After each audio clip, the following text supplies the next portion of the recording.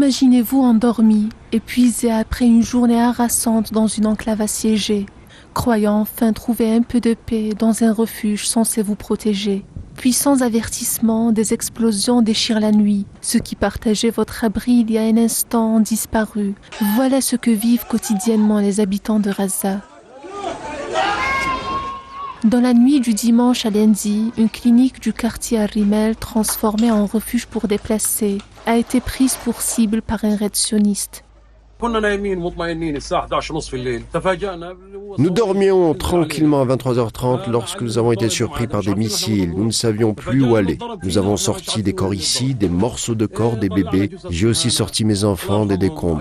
Ils étaient blessés. Certains sont à l'hôpital, d'autres à la maison. En tant que citoyen, je le jure devant Dieu, la situation est insupportable. La situation est misérable. Ce n'est un secret pour personne. Ce n'est un secret pour personne. La population de Raza vit l'enfer.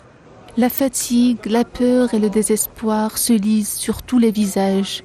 Les infrastructures médicales régulièrement visées sont en ruine. Et malgré les appels à un cessez-le-feu immédiat, le génocide continue d'emporter des vies. La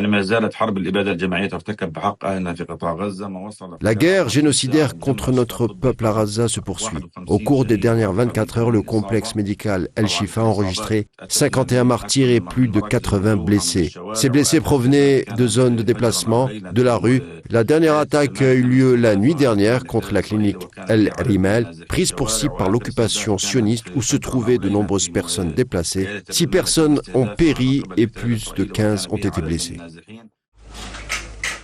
Comme nulle part ailleurs, à Raza, même les refuges deviennent des tombes. Ici, il n'y a plus de lieux sûrs, plus de nuits tranquilles, plus d'avenir en perspective. Et pendant que les bombes continuent de tomber, le silence international fait autant de dégâts que les missiles.